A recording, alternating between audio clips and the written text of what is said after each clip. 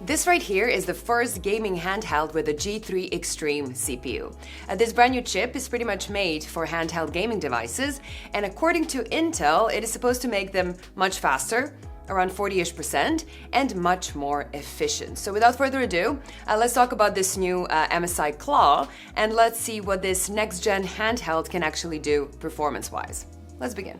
The new MSI Claw 8 EX AI Plus does have a couple of nice upgrades compared to the previous version. It still has an 8-inch 1200p display that is a bit larger than on the Steam Deck and the ROG Ally, and it still uses the same Hall effect joysticks and triggers that should last you longer and not have any drift issues. But you can instantly see that it has a completely new shape that is much more comfortable, in my opinion, and then especially so for people with smaller or medium-sized hands. It is still fairly big and a bit heavier than the Steam Deck, but still a big improvement compared to the old Claw. The build quality has been improved as well, so it looks and feels way better than before. But the biggest change is the new Intel Arc G3 Extreme processor, and as I said at the start, it is the first handheld that has one of these chips, which also kind of makes sense considering that MSI was also the very first ever to launch Intel-based handhelds a few years ago in a market that was just dominated by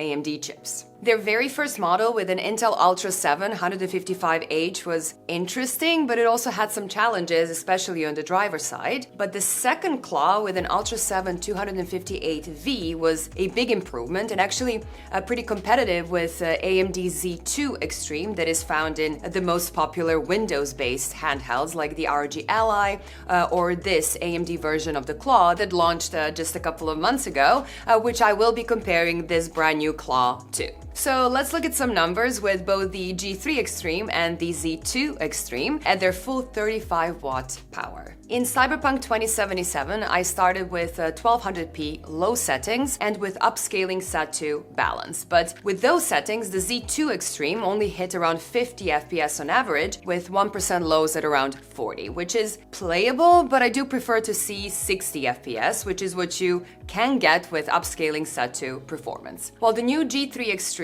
did around 80 FPS on average, with 1% lows at around 60 FPS with upscaling set to balance, or 90/70 with upscaling set to performance mode. So that is about 60% and 45% of an improvement compared to the Z2. In God of War, with similar settings, we also get a similar story. So on the Z2 Extreme, the game is completely playable with a bit of attention to the settings, but the G3 Extreme is a lot faster, going from 53 to 90 FPS. That is a 70% of an improvement, and you're basically going from barely playable to a great gaming experience. Comparing performance upscaling settings, that difference is only 22% in average FPS, but more than 50% in 1% lows. So even though the Z2 is fine, the G3 Extreme feels much better. Marvel Rivals is a very heavy game, and even with upscaling set to performance, the Z2 Extreme was just not enough to be properly competitive in a game like this. But the new Claw did a lot better. 81 FPS average with 1% lows at 51 is a 60% of an improvement on average, or 34% if we just look at 1% lows, which makes it perfectly playable, though not super competitive compared to anyone that is on a proper desktop PC. Sons of Forest is another heavy game that we've been playing lately, and while the Z2 Extreme struggles a bit and doesn't even get close to 60 FPS, the G3 offers a more comfortable experience with around 70 FPS on average. Upscaling the game a bit more aggressively helps the Z2 a tiny bit, but on the G3 it somehow leads to lower 1% lows. If we take something that is traditionally a little bit lighter to run, like Arc Raiders for example, we can still see a big difference between the two. With upscaling set to performance, going from 102 to 130 FPS is not really a big deal, but with less aggressive upscaling, performance almost doubles on the G3 Extreme. And finally, the long-awaited Assassin's Creed Black Flag remake. And keep in mind, I actually tested this game a day before it launched and before an official driver release, but still, the new Claw did great. It was doing just over 60 FPS on average with 50-ish 1% lows compared to roughly 50 over 35 on the Z2 Extreme. So still a noticeably better experience even before the drivers. So in all of the games that we tested, the overall picture is actually pretty clear. The G3 Extreme is generally a lot faster, which can, in some cases, make the difference between not being able to enjoy a game on the Z2 Extreme and enjoying it properly on the new G3. It can run a game significantly better, it can allow you to turn up the graphics settings a bit, and sometimes even do both of those things at the same time. But a bigger importance for a handheld is that it also gives you performance headroom to attune the power consumption as well. Now, the actual battery life of a handheld will always vary wildly depending on what you play. So if I play Cyberpunk 2077 at full power, I will drain the entire 80 watt-hour battery in around an hour and 45 minutes, which is actually the same as you would get from a Z2 model. But in less demanding games like Stardew Valley, for example, that can run at 60 FPS with the power slider all the way down, I managed to get a total of 14 hours and 10 minutes, which is around 4 hours more than the Z2 model. So depending on the game and how much power you draw, you will end up anywhere in between those two times.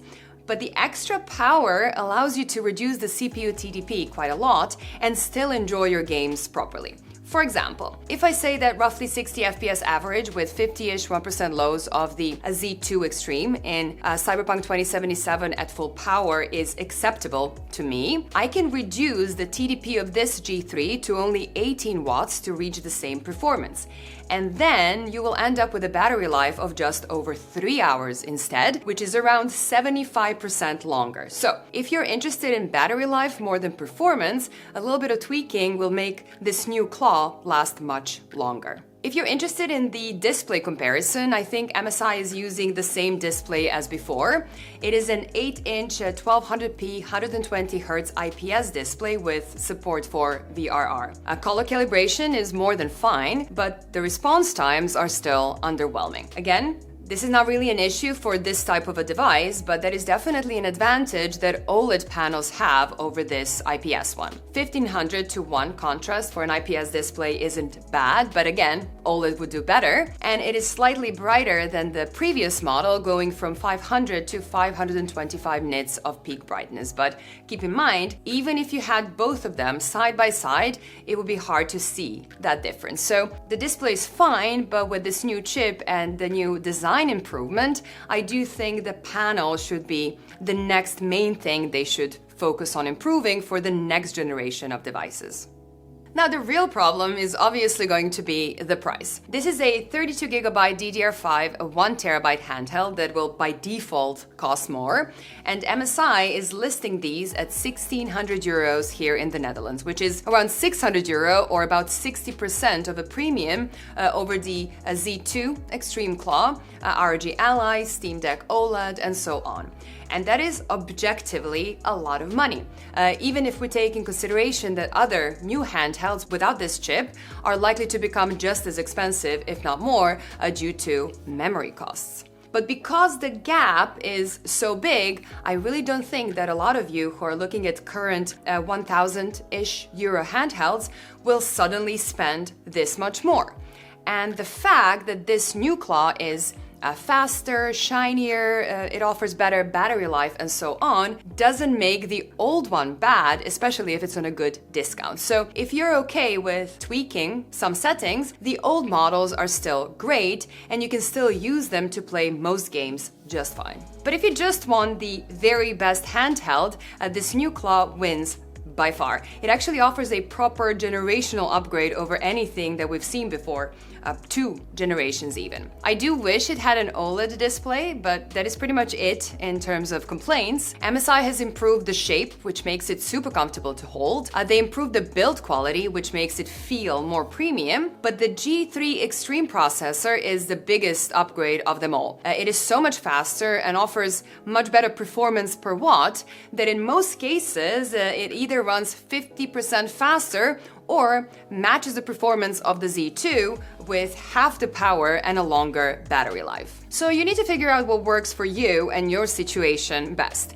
The old handhelds are still very fine, but if you have room in your budget and you really want what is currently the best, this new Claw 8 EX AI Plus is definitely worth the hype. That is all I had for today, but before I go, let's check out the sponsor of this video. This video is brought to you by Corsair and their Frame 4000 lineup. These modular mid-tower cases are big enough to fit most components you have in mind. They offer excellent performance, a great feature set, including their InfiniRail mounting system that lets you mount different fan sizes without limiting your airflow. And if you're looking for something a bit more special, you can choose between different front panels, motherboard trays, PSU shrouds, side and top panels, and some extra accessories in their configurator app to make your own custom version that fits your needs perfectly. Check it out using the links in the description below. Thank you all for watching and staying to the end. I really hope this video was helpful enough. If you liked it and you want to see more videos like this, please do consider clicking that subscribe button. Bye guys, and I will see you in the next one. Bye.